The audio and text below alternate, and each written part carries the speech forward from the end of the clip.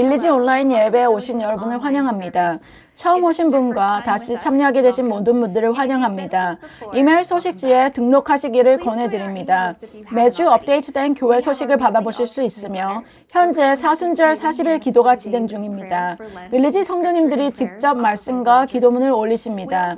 또한 사역부마다의 특별 소식지가 있습니다. 매주 초등부와 청소년부의 소식지를 받아보실 수 있으며 55세 이상 장년부 소식지에는 이야기, 공지사항 등 많은 소식을 받아보실 수 있습니다.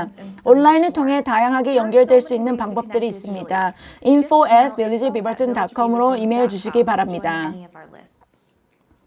특별 봄 헌금 캠페인에 참여하신 여러분들께 진심으로 감사드립니다. 특히 우리 주변에 도움이 필요한 분들을 위한 그레이스 펀드가 진행되고 있으며 5만 불까지 선물 매칭이 가능한 빌딩 펀드와 다시 오픈을 준비하는 특별 프로젝트를 지원하기 위한 Our First Impression Hospitality 펀드가 있음을 상기시켜 드립니다. 여러분의 시간과 깨끗이 사용하신 물건들을 기부해 줄 수 있는 기회가 있습니다. 물품 목록은 교회 웹사이트 villagebeaverton.com/spring2021 기빙을 참고하시기 바랍니다. 캠페인에 참여하시기에 늦지 않으셨으며 4월 14일 전까지 참여하실 수 있으며 언제든 연락 주시기 바랍니다. 지난주 제자훈련 및 아시안 아메리칸 사역의 디렉터이신 토니 목사님을 만났습니다.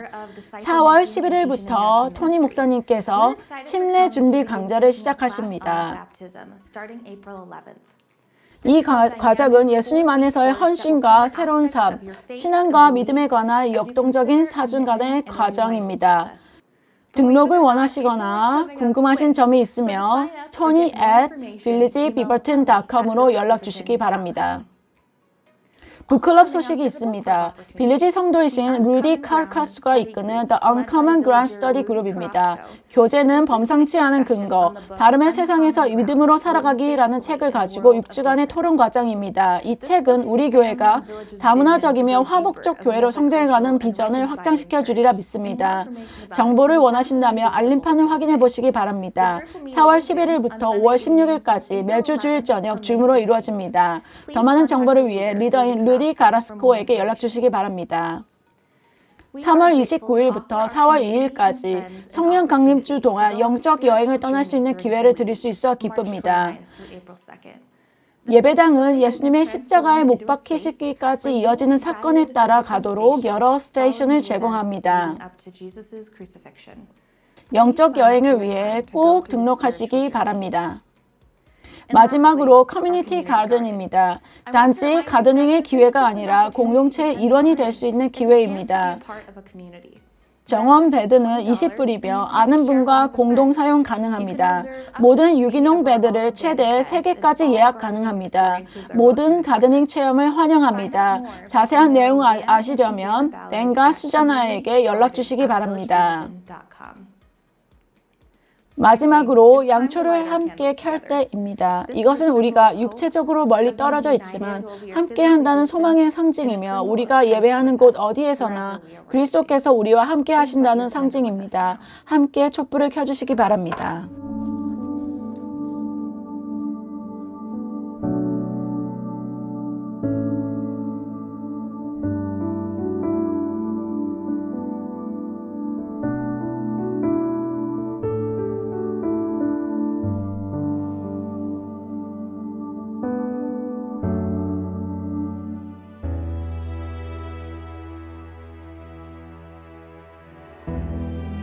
Jesus, the one deserving of all awe and worship.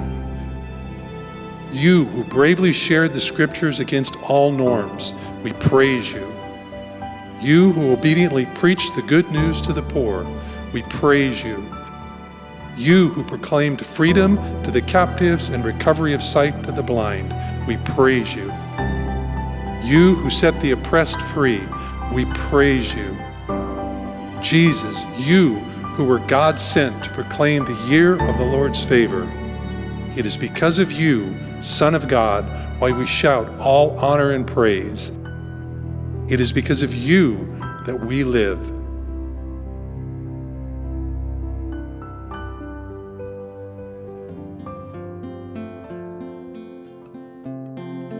How good it is to sing praises to our God. how pleasant and fitting to praise him. The Lord builds up Jerusalem. He gathers the exiles of Israel. He heals the brokenhearted and binds up their wounds.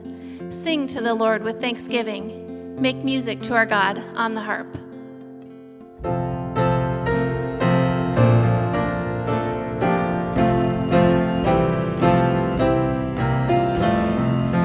Joyful, joyful, we adore thee, God of glory, Lord of love. Hearts unfold like flowers before thee, opening to the sun above. Melt the clouds of sin and sadness, drive the dark of doubt away.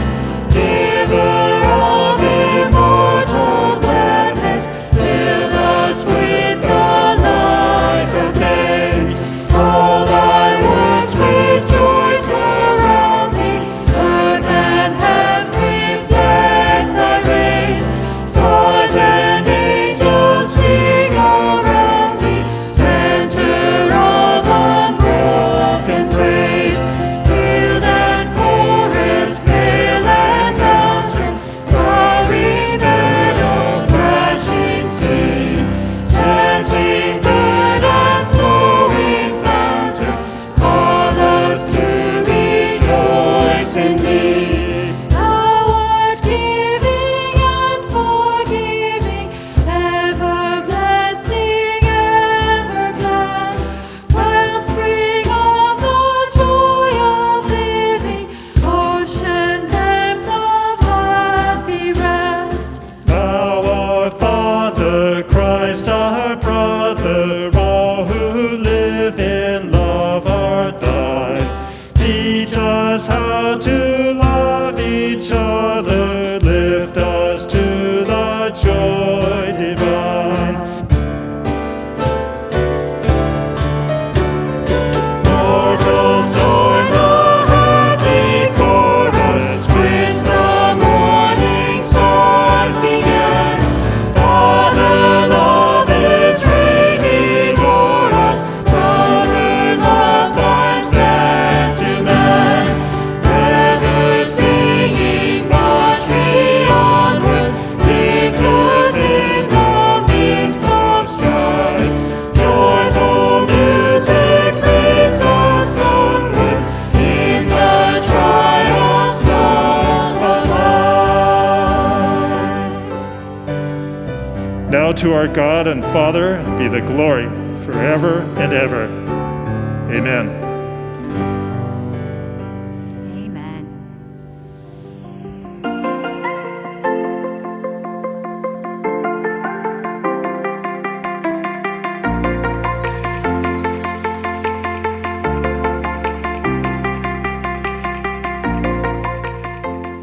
저는 서미어입니다. 21년째 빌리지를 다니고 있습니다.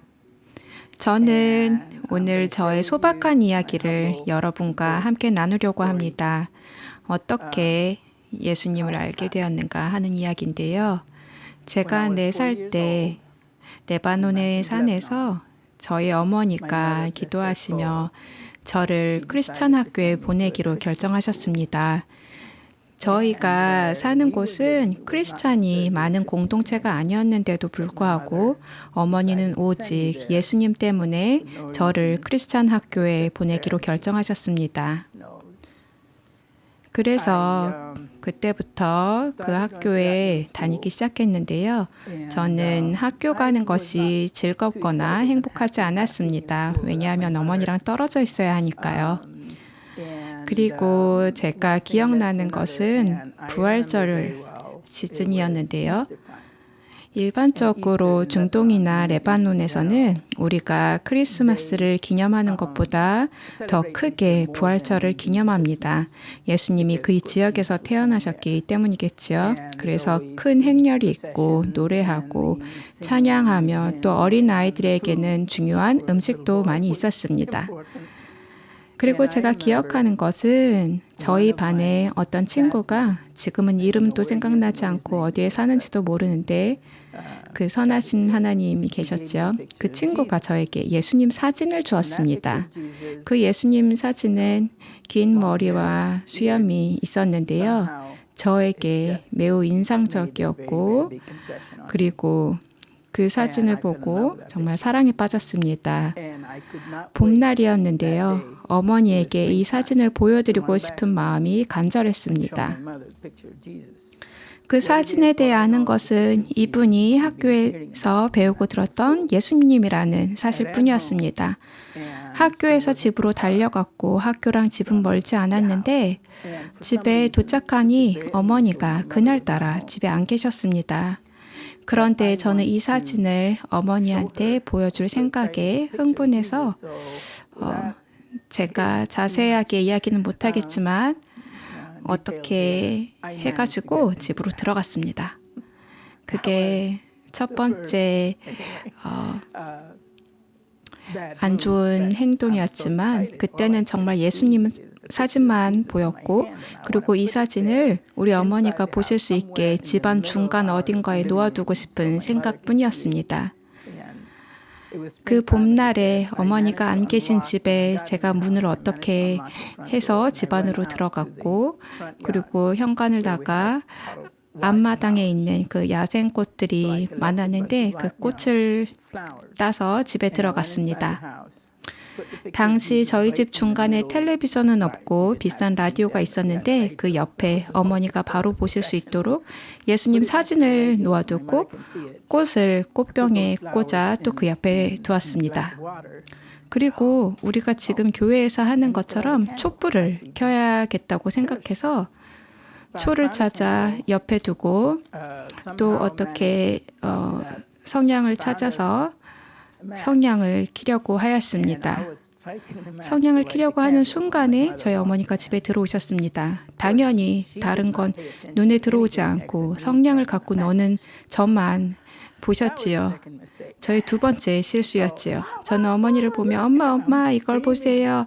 예수님 사진이에요 하며 소리쳤습니다. 어머니가 그 사진을 보셨는데 말씀드렸듯이 저와 어머니는 크리스찬 환경에서 자란 것도 아니었고 해서 예수님에 대해 들은 것은 있지만 깊이 알지는 못했습니다. 저도 4살 때는 그랬고요.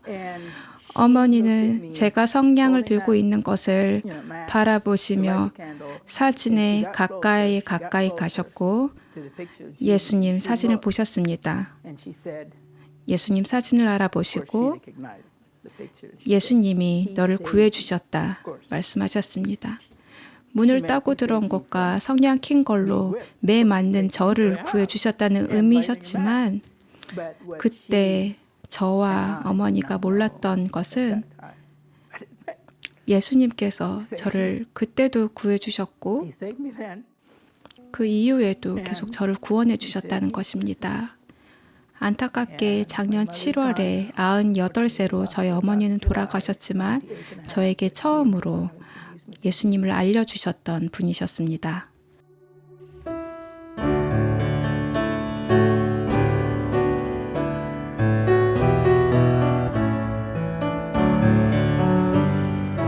There is a Redeemer, Jesus, God's own Son, precious Lamb of God, Messiah, Holy One. Thank you, O my Father, for giving us your Son and leaving your Spirit till the work on earth is done. Jesus, my Redeemer,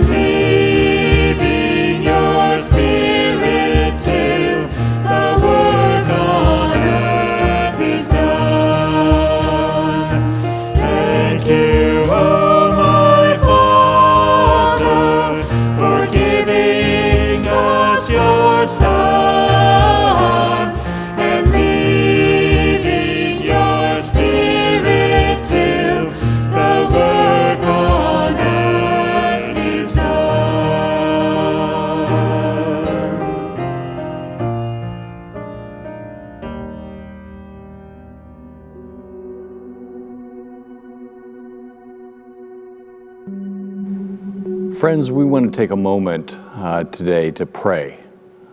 We are aware of some of the very upsetting and disturbing events of this past Tuesday against the Asian American community, not only in Atlanta, but really across the United States. As many of you are aware, the hate crimes have increased by about 150% in the last year against Asian Americans and Pacific Islanders. And that's very disturbing, very stressful. And we want to take a moment today to pray, to lament, to grieve over what's going on in our country. So would you bow with me in a word of prayer as we take this to the Lord right now? Father God, thank you for being a God of love and justice. We pray for the families of those affected by this past week's violence. We pray for the victims of racism and white supremacy. We pray specifically for our Asian brothers and sisters at Village. Would you show us how to be your hands and feet, to be makers of peace and be stewards of your kingdom on earth as it is in heaven. Comfort those who are mourning and give peace to the anxious. We repent of how we have not cared for our Asian American and Pacific Islander brothers and sisters. Lead Village to be a church for all people and to love and serve all people. Teach us to be just at home and abroad for your mission and your kingdom. In Jesus' name, amen.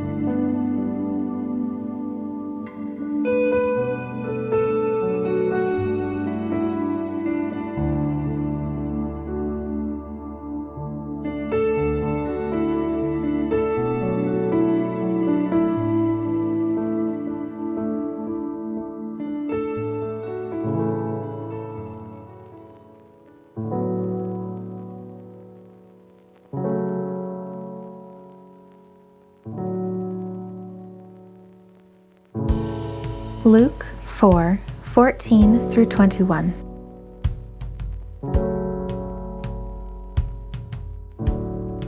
Jesus returned to Galilee in the power of the Spirit, and news about him spread through the whole countryside. He was teaching in their synagogues, and everyone praised him. He went to Nazareth, where he had been brought up, and on the Sabbath day he went into the synagogue, as was his custom. He stood up to read. And the scroll of the prophet Isaiah was handed to him. Unrolling it, he found the place where it is written, "The Spirit of the Lord is on me, because he has anointed me to proclaim good news to the poor. He has sent me to proclaim freedom for the prisoners and recovery of sight for the blind, to set the oppressed free, to proclaim the year of the Lord's favor."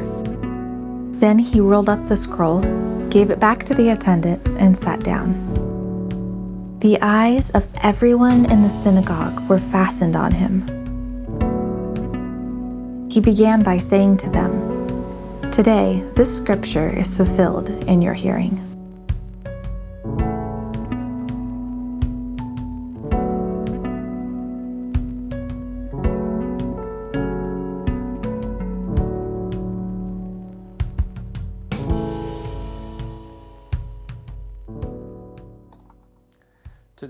오늘 우리는 예기치 못한 소망, 예수님 사건이라는 제목의 새로운 설교 시리즈를 시작합니다. 기독교는 처음부터 신성한 계시의 정점이신 예수 그리스도를 드러내시고 제자들이 예수님에게서 희망을 찾던 그때부터의 운동이었습니다. 사람들은 그리스도 안에서 전체론적 회복과 치유를 경험했습니다. 그들은 주님이신 예수님을 따르는데 기쁨을 느꼈습니다.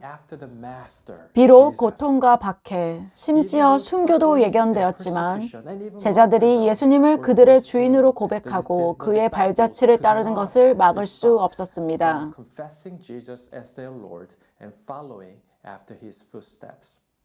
무엇이 그들로 하여금 그토록 강렬히 그리스도를 따르도록 이끌었던 것일까요? 그들은 예수님에게서 어떤 희망과 기쁨을 보았으며 그것이 우리의 현재 이곳에 어떻게 해석될 수 있을까요? 그렇기에 이 설교 시리즈를 통해 주님께서 우리로 하여금 그리스도 사건을 중심으로 한 복음에 대한 전체론적 이해를 재정립할 수 있도록 인도해 주시기 바랍니다. 즉, 부분적인 복음이 아닌 그리스도 사건을 중심으로 한 전체적인 복음으로서의 말입니다. 예수님에 대한 모든 것을 알고 있다고 생각하는 사람이 아니라 예수님이 누구신지 처음 배우는 사람처럼 우리 삶 속에 예수님을 다시금 찾아가고자 하는 열망과 겸손의 자세를 가질 수 있도록 이끌어 주시기 바랍니다. 저는 우리가 인격적 주님과 진정성 있고 개인적이며 공동체로서의 관계를 다시 정립하기를 기도합니다. 얼마나 다양한 문화들이 다양한 방법을 통해 주님을 경험해 왔으며 그 결과로 주님을 따르는 기쁨과 희망을 재발견하게 된다는 의미의 다문화적 관점에서 그리스도론을 재정의하고 확장시켜 나감으로써 우리는 우리 주 예수님이 얼마나 아름다우신지를 보게 될 것입니다. 오늘 설교자시며 경영 디렉터이시며 우리가 많이 사랑하는 벤 스팟을 소개할 수 있어 큰 기쁨입니다. 그리스도인의 성실함과 지혜를 겸비한 경건한 분이신 벤 스팟을 환영해 주시기 바랍니다. 지난 13개월 동안 이곳 빌리지에서 직원으로 근무하게 되어 영광이었습니다. 지난 1년 동안 많은 것이 변했지만 저는 매일 아침 저에게 주어진 역할에 감사하며 여러분처럼 충실한 그리스도 공동체에 있으며 최 목사님과 전 직원들과 함께 선교적이고 다문화적 사역에 동참할 수 있어서 감사합니다. 오늘 예수님의 삶과 사역을 중심으로 이 새로운 시리즈를 시작하게 되어 영광입니다. 오늘 이 시간 뒤에는 누가복음 4장에서 묘사된 예수님의 사역의 3가지 중요한 요소들을 여러분이 새롭게 이해를 할 것이라고 믿습니다. 다시 한번 말씀드리지만 여러분이 전에 없던 방식으로 예수님과 연결되실 수 있도록 예수님의 사역의 3가지 주요 요소에 대해 말씀드리겠습니다. 그리고 나서 우리는 성경에 몇 안 되게 나오는 예수님이 자신을 묘사하고 자신의 성품을 묘사하는 것을 곰곰이 생각해 보며 시간을 보낼 것입니다. 우리가 섬기는 이 구주의 핵심적인 본질을 상기할 때 새로운 희망을 느낄 것이라고 믿습니다. 예수님을 어떻게 상상하십니까? 어떻게 생기셨을까요? 얼마나 웃으실까요? 치아는 어땠을까요? 머리는 어떤 스타일이었나요? 얼마나 빨리 걸으셨습니까? 역사적으로 인간은 예수님을 자신들의 친숙한 것으로 만들었습니다. 한 저자가 말했습니다. 예수님과 그의 삶을 생각할 때 우리 자신의 인식과 편견에서 벗어나기 위해 우리는 고군분투한다. 그리고 필립 옌시는 이렇게 말합니다. 만약 당신이 신학교 서점에서 구할 수 있는 학술 서적들을 모두 숙독한다면 당신은 예수를 정치적 혁명과 막달라 마리아와 결혼한 마술사, 카리스마 있는 갈릴레인, 랍비, 냉소적인 유대 농민, 바리새인, 반바리새 에세네파, 종말론적 예언자, 히피, 그리고 우상숭배의 환각 리더로서 생각하게 되실 수도 있습니다. 유명한 운동선수들은 예수가 그들의 스포츠에서 가장 강할 것이라고 말했습니다. 한 공산주의 정부는 예수의 어깨에 기관총이 달린 그림을 배포하기도 했습니다. 이런 본보기는 유치해 보이지만 우리 모두는 예수님을 우리가 원하는 모습으로 만들고 싶어 합니다. 그렇다면 우리는 예수는 누구였는가라는 간단한 질문에 어떻게 대답해야 할까요? 예수님 시대의 대부분의 비기독교 역사자들은 예수에 대해 거의 기록하지 않았습니다. 사복음서 저자들은 지상에서 예수님의 생활에 집중하지 않았고 그의 모습 또한 묘사하지 않았습니다. 오직 메시아에 대한 유일한 육체적인 인상착의에 의하면 그는 키가 크지 않고 체격이 좋지 않은 곱추였다는 것 뿐입니다. 이사야 52장 13절 14절을 보면 나의 종이 메사에 형통할 것이니 그가 받들어 높임을 받고 크게 존경을 받을 것이다. 전에는 그의 얼굴이 남들보다 더 안 되어 보였고 그 모습이 다른 사람들보다 더욱 상해서 그를 보는 사람마다 모두 놀랐다. 어떤 사람들은 이 못생긴 예수님이 십자가에 계실 때를 묘사한 것이라고 주장하기도 하지만 우리는 알 수 없습니다. 이사야 53장 1절 2절에 나오는 또 다른 예언에는 이렇게 말합니다.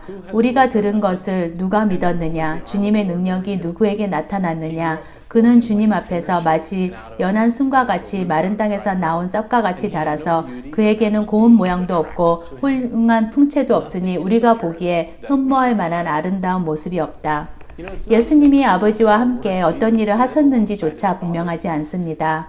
우리들 대부분은 그는 목공 기술로 사용하여 집을 짓는 방법을 알고 있었다고 생각하며 성장해 왔습니다. 하지만 몫으로 번역된 그리스 단어는 테크론이랍니다. 간단히 말해서 건축업자 또는 장인이라고 말합니다. 그리고 몇몇 성서학자들은 예수가 석공이었을 거라고 지적하기도 합니다. 그 시대에는 목재가 많지 않았기 때문에 대부분의 집들과 건축물들은 돌로 만들어졌습니다. 만약 사실이라 해도 그것은 세계의 구세주로서의 그의 역할을 바꾸지는 않지만 베드로를 바위라고 부르거나 자신을 머릿돌이라고 누가복음 20장에 나오는 집 짓는 사람들이 버린 돌이 집 모퉁이의 머릿돌이 되었다라고 하는 것에 새로운 의미가 됩니다. 물론 예수가 12살일 때쯤 잠시 사라져 부모님들이 걱정하다가 사원의 교사들과 영적 문제를 토론하고 있는 예수를 발견한 짧은 이야기가 있습니다. 하지만 12살부터 사역을 시작하신 30살까지 무엇을 하고 있었습니까? 운동을 하셨을까요? 그는 저녁 식사 후에 어머니를 도와 청소를 했을까요? 어떻게 예수님은 그의 형제 자매들과 싸움을 다루었을까요? 우리가 아는 한 가지는 예수는 유대인이었다는 것입니다. 하나님은 예수를 특정한 문화를 가진 특정한 순간에 있는 인간의 역사 연대표에 삽입하기로 선택하셨다는 것입니다. 하나님은 불경한 제국이 지배하고 있는 시골에 살고 있는 엄격한 유대인 가족을 선택하셨습니다. 제가 추천드리는 중동의 눈으로 보는 예수라는 책에서 작가 케네스 베일리는 예수가 하버림이라고 불리는 야간 토론 그룹에 참여했을 가능성이 매우 높다라고 말합니다. 그 당시 이스라엘의 마을들에 일어나고 있는 평신도 운동으로 사람들이 모여 성서, 특히 토라에 대해 토론하고 그것을 그들의 일상에 적용하려고 노력했다고 합니다. 베일리가 말하길 우리가 이것을 확실할 수 있는 것은 예수께서 복음서에서 랍비식 토론을 보여주었기 때문입니다. 이 18년간의 신학 교육은 예수님을 대중사역을 위해 준비시켰다고 말하고 있습니다. 이후 그의 가르침은 종종 안식일과 깨끗하고 부정한 음식, 나라와 땅과 사원 등 유대인들에게 중요한 상징이나 이슈들의 중심을 두곤 했습니다. 제게는 완전히 답할 수 없는 예수님의 삶에 대한 많은 질문들이 복음서를 읽기 시작하면 점점 희미해집니다. 어떤 사람이 성경이 아닌 다른 신앙서적에는 선전의 냄새가 난다고 합니다. 하지만 성경은 그렇지 않습니다. 절대 그렇지 않습니다. 예측할 수 없는 일들이 일어납니다. 예수님의 가족과 이웃들이 예수의 광기를 의심하여 지하에 가두려고 하는 장면들이 나타납니다. 만약 당신이 누군가를 이상적으로 보이기 위한 전기를 쓰고 있다면 왜 그런 장면을 포함할까요? 예수님 자신은 결코 그의 신원에 대해 확실한 증거를 제시하지 않았습니다. 반면에 그는 그가 곧 우리가 읽을 메시아라는 확실한 단서를 주지만 대부분의 복음서는 독자에게 결정을 내리게 합니다. 한 작가의 말에 의하면 그 이야기들은 점들을 연결시키는 것보다 탐정소설에 가깝다. 예수께서 나를 조사하라, 나를 시험해봐라, 내가 결정해라 라고 말하는 것 같다고 합니다. 어떻게 우리는 성서적 예수님의 모습이 사실인지 확신할 수 있을까요? 크게 두 가지 방법이 있습니다. 한 경로는 역사 문서의 상세한 조사와 성경의 신뢰도를 시험하는 것입니다. 하지만 존 파이퍼 목사님 말씀대로라면 세상 사람들은 모든 증거를 추적할 시간이나 도구를 결코 갖지 못할 것이기 때문에 분명히 다른 길이 있을 것이다. 두 번째 길은 신성한 진리가 자기 계시를 할 수 있다는 개념에 기초합니다. 다른 말로 하자면 만약 아이디어가 신으로부터 온 것이라면 우리가 그것을 읽을 때 그것들은 진실처럼 들릴 것입니다. 그리고 우리가 가르침을 실천하면 효과가 있을 것입니다. 마치 태양을 보고 어둡지 않고 밝다는 것을 아는 것입니다. 또는 아이스크림을 맛보며 그것이 시지 않고 달콤하다는 것을 아는 것입니다. 그럼 이제 예수님의 사역을 살펴보도록 하겠습니다. 그것은 기적, 비유, 그리고 가르침을 결합입니다. 우리가 확실히 아는 한 가지는 예수님 옆에 있는 것이 결코 지루하지 않다는 것입니다. 제 마음속으로는 예수님이 온전히 하나님이고 온전한 인간이었다는 것을 알고 있습니다. 하지만 그것이 무엇을 의미하는지 생각하기 위해 종종 고민합니다.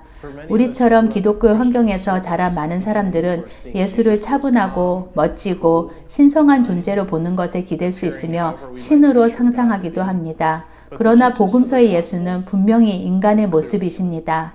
예수님의 인간성은 잠시 생각할 가치가 있습니다. 당신이 예수님을 완전한 인간으로 상상할 때 당신은 어떤 생각이 드시나요? 예수님을 온전한 하나님으로 생각하는 것이 더 쉬운가요? 아니면 온전한 인간으로 보는 게 쉬운가요? 성경 어디에서 예수가 본성의 인간적 측면을 경험한 예를 볼 수 있습니까? 예수의 인간성에 대한 많은 예들이 있습니다. 사람들이 어떻게 영향을 미쳤는지 생각해 보세요. 고집스러움 때문에 좌절했습니다. 독선이 그를 화나게 했습니다. 단순한 믿음은 그를 흥분시켰습니다.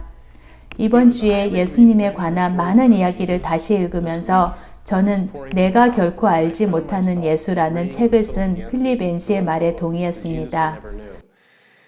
예수님은 보통 사람들보다 더 감정적이고 자발적인 것 같습니다. 그리고 더 열정적이셨습니다.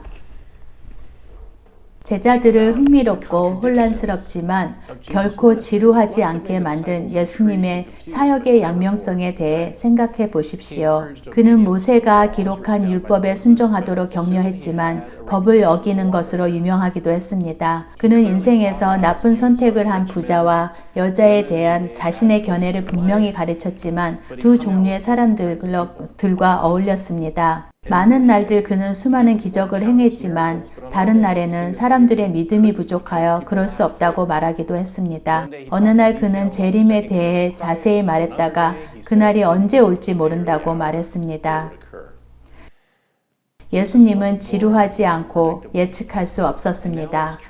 예수님의 사역의 공개적인 발표로 여겨지는 누가복음 4장의 맥락을 보겠습니다.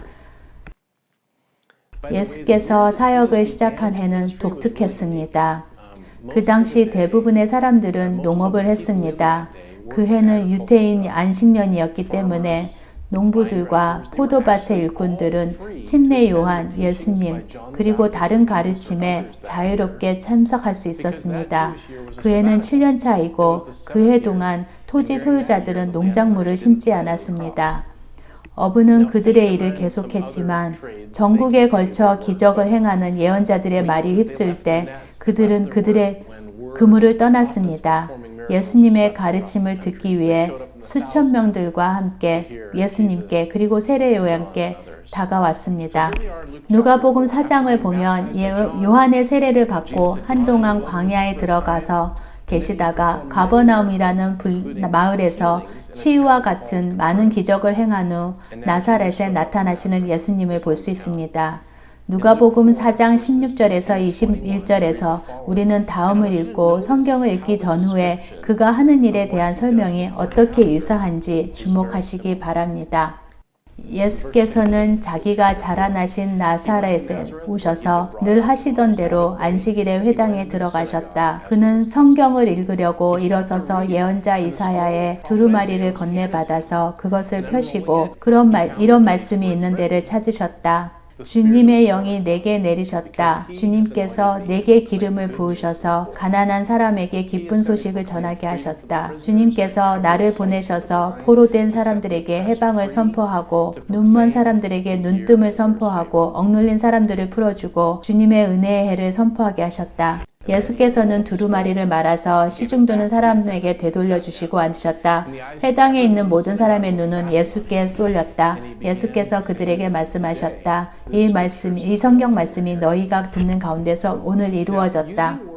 예수가 태어나기 수백 년 전에 예언자 이사야의 말을 빌려서 예수님은 우리가 그의 사역의 세 가지 주요 요소를 이해하도록 도와주십니다.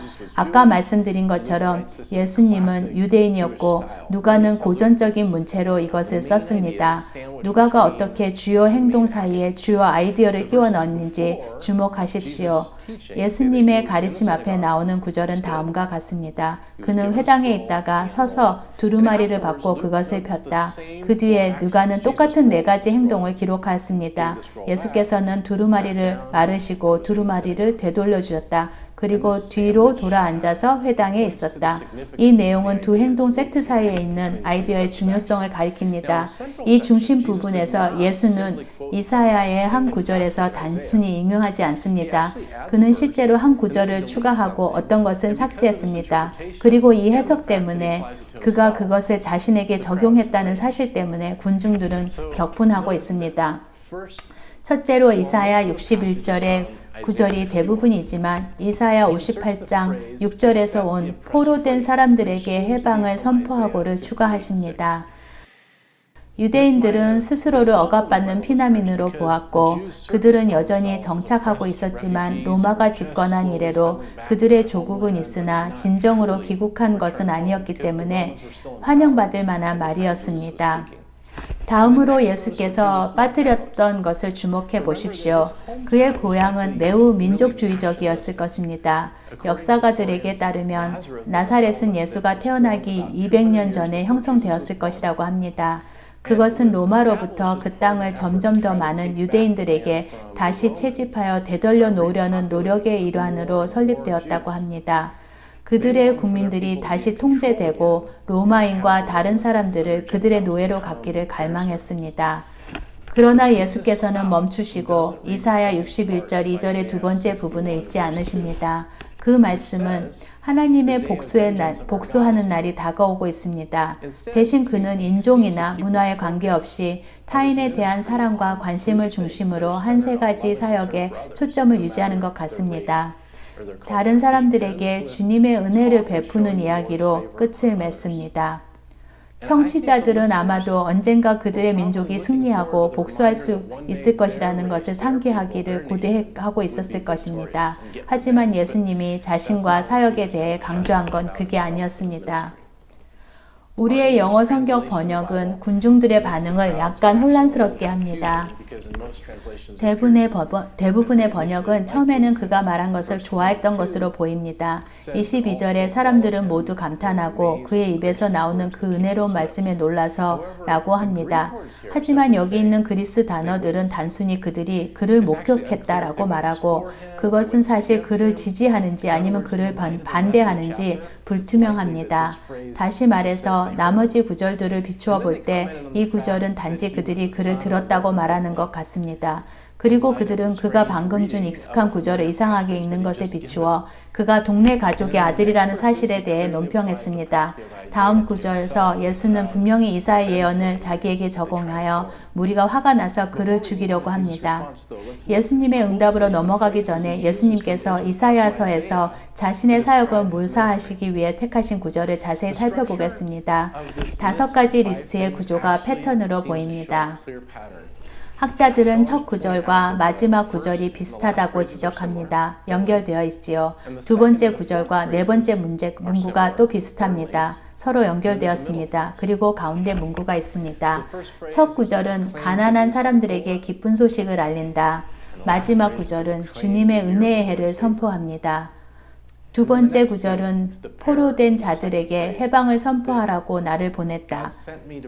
그리고 네 번째는 억누린 사람들을 풀어주고, 중간 구절에 눈먼 사람들에게는 눈을 뜸을. 예수는 무엇을 선포하거나 설교할 것인가요? 첫 번째 문구는 그가 가난한 자들에게 좋은 소식을 가지고 있다고 말하고, 마지막 구절은 주님의 은혜를 선포할 것이라고 말합니다. 화나 심판이 아닙니다. 그가 다시 올 때 그것을 다룰 것이지만 이곳에 처음 방문하는 동안 예수님은 이것들에 집중하십니다. 그렇다면 가난한 사람들은 누구일까요? 사용되는 단어는 종종 온순하고 겸손하거나 하나님을 찾는 사람들이라고 번역됩니다. 이 단어는 단지 경제나 일의 부족에 관한 것이 아닙니다. 물론 우리는 예수가 다른 성경에서 상황에 있는 사람들을 특히 아낀다는 것을 압니다. 잠시 후에 우리는 온순하고 겸손하며 하나님을 찾는 사람들에게 주어진 예수님의 성품과 마음을 묘사하는 것에 대해 이야기할 것입니다. 두 번째와 네 번째 구절은 정의, 옹호, 그리고 자유에 초점 둔 점이 비슷합니다. 더욱 중요한 것은 한 문구에는 보내지는 것과 한 문구로는 보내진다는 생각이 있다는 것입니다. 이것은 다음 구절에 나오는 엘리사와 엘리야의 이야기와 연결되어 있습니다. 그의 사역 서술의 중심에는 연민에 대한 이야기가 있습니다. 예수님은 눈먼 자에게 눈뜸을 주신다고 하십니다. 여기 있는 단어들 또한 번역하기가 어렵습니다. 이사야 9절에는 갇힌 사람에게 석방을 선언하고 라고 쓰여 있지만 이것은 문자 그대로 구속된 사람에게 자유를 이라고 번역될 수 있습니다. 구속된 사람들에게 자유를. 육신의 눈이 열리는지 아니면 영적인 눈이 열리는지 또는 다른 종류의 자유가 주어지는지는 확실하지 않습니다. 하지만 한 발 물러서서 나사렛 선언서라고 몇몇 성서학자들이 말하는 큰 그림을 보겠습니다. 누가에 따르면 그것은 예수의 모든 사역을 요약한 것입니다. 예수 사역의 세 가지 요소는 다음과 같습니다. 하나님의 은혜에 대한 기쁜 소식을 전하거나 선포합니다. 옹호 및 사람에 대한 자유, 그리고 구속되거나 눈먼 사람들에게 연민을 베푸는 행동. 우리가 이 렌즈를 통해 예수님에 대한 나머지 이야기를 본다면 이해가 되십니까? 우리가 사역에서 가져야 할 중요성에 그리고 시간을 어떻게 보내는지에 대해 우리에게 무엇을 가르쳐 줄 수 있을까요? 우리가 예수님처럼 되고 싶다고 말할 때 이 구절은 우리에게 무엇을 가르칩니까? 작가 케네스 베일리의 말을 생각해 보겠습니다. 이사야 61장에는 믿는 자에게 물질적 이익을 약속한다는 것을 듣는 사람들은 알고 있다. 예수께서는 네가 받을 것이 여기 있다의 본문을 여기 네가 주어야 할 것이 있다로 바꾸십니다. 나는 하나님의 기름을 부은 사람이다 라고 예수님은 말씀하십니다. 나를 따라오려면 선포, 정의, 옹호, 그리고 국률함이 있어야 한다고 말씀하십니다. 다음 몇 구절이 마음에 듭니다. 예수님은 가버나움에서 기적을 가리킵니다. 어느 정도 복음서에 언급되어 있지만 기록되지 않은 것이 많습니다. 예수님은 듣는 사람에게 그 가르침을 듣고 받아들이는 대신에 사역의 증거에 대한 강요를 경고하시는 것 같습니다. 그리고 나서 예수님은 사람들을 격분시키는 두 가지 예를 제시하십니다. 두 가지 다 이방인에게 하신 사역에 대한 것입니다. 이것은 해방에 관한 이전의 문구의 확장인 것 같습니다. 기억하십니까? 예수님이 말씀하시기를 하나님은 나를 보내어 포로들에게 자유를 선포하게 하셨다. 그리고 이사야의 다른 장에서 구절을 삽입하셨습니다. 억압당하는 사람들을 자유롭게 보내기 위해라고 번역될 수 있습니다. 첫 번째 방법은 엘리야가 보내진 것과 두 번째는 엘리사가 시리아 사람 나아만이 치료를 위해 요르단 강으로 보내는 것입니다. 25절, 27절은 내가 진정으로 너에게 말한다. 엘리야 시대에 3년 6개월 동안 하늘이 닫혀서 온 땅에 기근이 심했을 때에 이스라엘에 과부들이 많았지만 하나님이 엘리야를 그 많은 과부 가운데서 다른 아무에게도 보내지 않으시고 오직 시돈에 있는 사렙다 마을의 한 과부에게만 보내셨다. 또 예언자 엘리사 시대에 이스라엘에 나병 환자가 많이 있었지만 그들 가운데서 아무도 고침을 받지 못하고 오직 시리아 사람 나아만이 고침을 받았다. 나사렛에는 민족주의가 만연해 있다는 것을 기억하십시오. 여성은 일반적으로 사회에서 평가절하됩니다. 하지만 예수님은 여성의 경험과 외국인, 시리아 남자의 경험에 초점을 맞추기도 합니다. 군중은 이제 성난 군중으로 변합니다. 그들의 민족 중심적이고 민족주의적인 견해는 도전받습니다. 예수님은 분명히 복수에 초점을 맞추지 않을 것이라고 말씀하셨습니다. 오히려 겸손하게 주를 찾는 사람들에게 호의를 베풀고 자유를 경험하도록 돕고 긍휼을 베푸신다고 하십니다. 그리고 그분의 예는 우리가 가능할 때마다 우리와 다른 사람들과 함께 그리고 그들에게 집중해야 한다는 것을 보여주십니다. 다른 구절에서 예수님의 성품을 보겠습니다. 여기서 우리는 어떻게 자신의 성품과 마음을 묘사하시는지 볼 수 있습니다. 예수님이 누구이시며 이 땅에 있을 때 인간과 어떻게 상호작용을 했고 지금 우리와 어떻게 상호작용을 하고 있는지 알 수 있습니다. 이것은 하늘로 돌아가셨어도 그가 본성을 바꾸지 않았기 때문에 변하지 않았을 것입니다. 이 구절은 비슷하게 구약 성경에 아버지께서 자신을 묘사하시는 것과 같습니다. 성경의 나머지 부분에 걸쳐서 많은 책의 저자들은 우리가 주의를 기울이도록 하기 위해 그것을 언급합니다. 출애굽기 34장에서 하나님은 그가 긍휼하시고 은혜로우신 하나님, 노여움을 더디게 하시고 사랑과 성실함을 더하여 주시며 신실하시고 수천 명에게 사랑을 유지하고 악함과 반항과 죄를 용서하신다 하지만 죄가 있는 사람을 처벌 안 받도록 두지 않으신다. 같은 방식으로 우리는 마태복음에 있는 예수님의 자기 표현에 세심한 주의를 기울여야 합니다. 마태복음 11장 28절에서 30절을 보겠습니다. 수고하여 무거운 짐을 진 사람들은 모두 내게로 오라. 내가 너희를 쉬게 하겠다. 나는 마음이 온유하고 겸손하니 내 멍에를 메고 나한테 배워라. 그리하면 너희는 마음의 쉼을 얻을 것이다. 내 멍에는 편하고 내 짐은 가볍다. 그의 묘사가 특정 사람들을 향한 것이라는 점을 주목하시기 바랍니다. 이 사람들은 그리스도께 오는 사람들입니다. 이 사람들은 그의 멍에를 잡고 도움을 청하며 웃는 사람들입니다. 이전에는 반대 종류의 사람들에 대해 이야기하며 예수님은 그들에게 다가올 심판에 대해 경고하십니다. 예수님은 많은 것으로 묘사됩니다. 말 그대로 성경에는 수백 개의 이름이나 제목이 있습니다. 그는 가장 높은 사람입니다. 그는 불의 눈으로 태양과 같은 얼굴로 두 번째 오실 것입니다. 이것들과 그 이상의 것들이 모두 사실입니다. 하지만 예수님의 핵심은 무엇일까요? 어떻게 자신을 묘사하십니까? 온유, 낮은 자. 이것이 예수님의 마음입니다. 유대 문화에서 마음은 사람의 중심을 가리키는 데 사용되었습니다. 이 용어는 사람의 의지, 지성, 감정의 근원을 말합니다. 오늘 우리는 특성, 성격, 마음이라고 말할 수 있습니다. 이것들은 성경의 마음의 의미와도 같습니다. 온유, 이 그리스어는 신약성서에서 3번 더 언급됩니다. 이 말은 온순하다 또는 겸손하다로 사용됩니다. 한 작가의 말에서 예수는 가혹하지 않고 반동적이지도 않으며 분노를 잘 내지도 않으십니다. 그는 우주에서 가장 이해심이 많은 분입니다. 그에게 가장 자연스러운 자세는 뾰족히 가리키는 손가락이 아니라 넓게 벌린 두 팔입니다. 낮은 자, 이 단어는 온유함과 겹치는 의미를 가지고 있습니다. 이 특별한 단어는 보통 겸손으로 번역되지만 예수님은 접근할 수 있다는 생각을 전달합니다.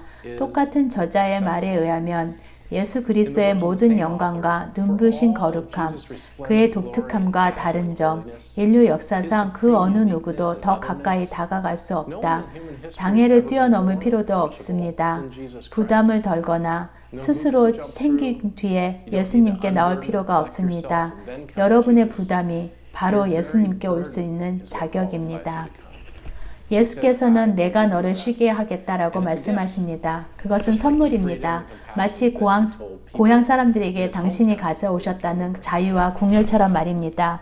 이 구절에서 노동이라는 단어는 제가 예수님을 기쁘게 해드리기 위해 열심히 일했었던 때를 떠올리게 합니다.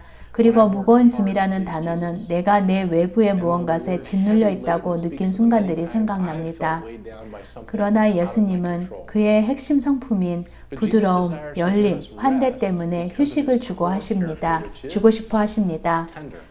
세계 여러 곳에서 살면서 많은 종교들의 신들에 대해 알게 되었습니다.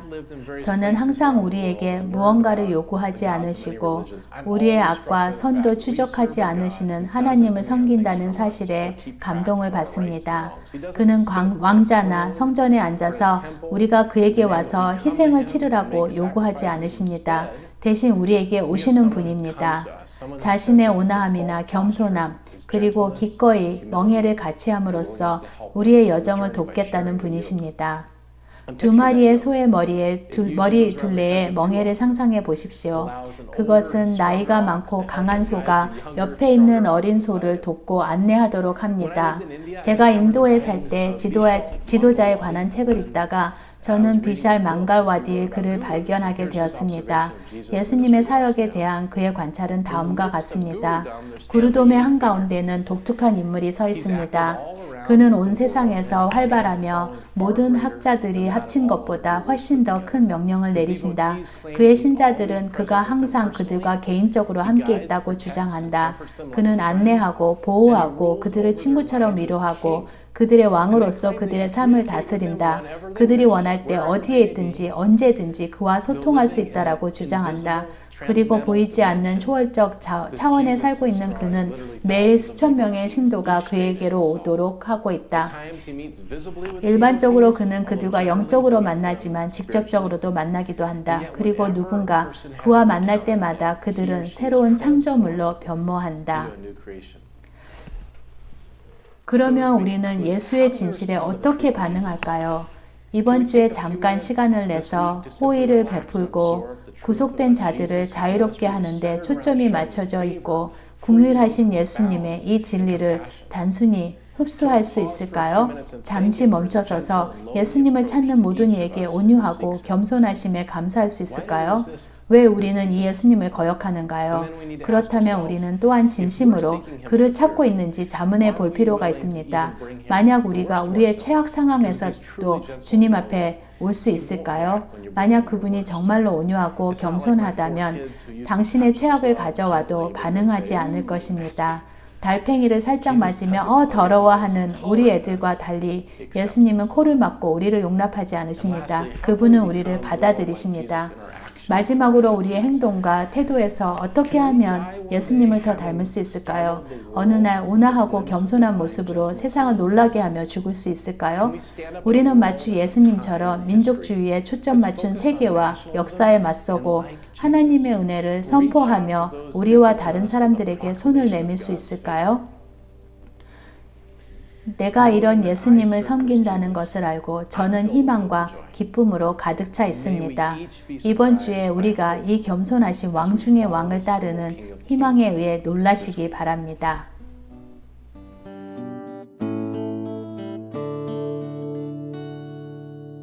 We will glorify the King of Kings. We will glorify the Lamb. We will glorify the Lord of Lords, who is the great I am. The Jehovah reigns in majesty. We will bow before His throne. We will worship Him in righteousness. We will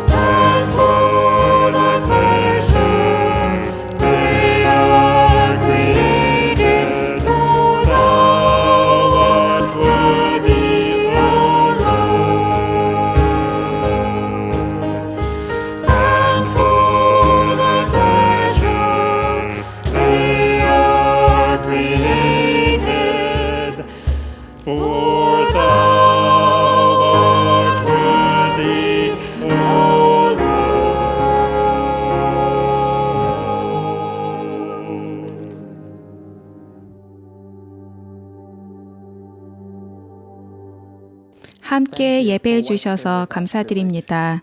에베소서 5장으로 파송하겠습니다. 여러분은 사랑을 받는 자녀답게 하나님을 본받는 사람이 되십시오. 그리스도께서 여러분을 사랑하셔서 우리를 위하여 하나님 앞에 향기로운 예물과 제물로 자기 몸을 내어주신 것과 같이 여러분도 사랑으로 살아가십시오. 이 기쁨과 은혜가 여러분과 이번 주 함께하기를 소망합니다. 평안히 나아가십시오.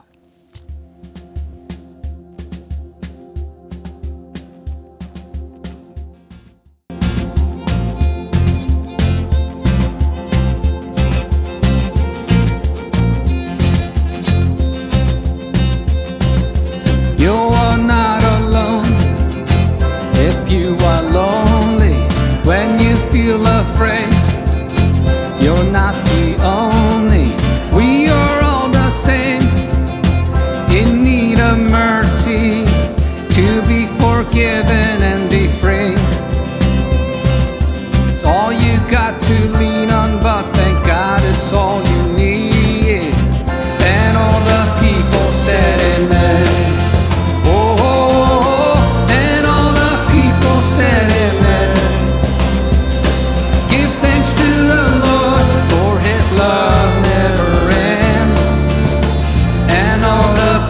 Said amen.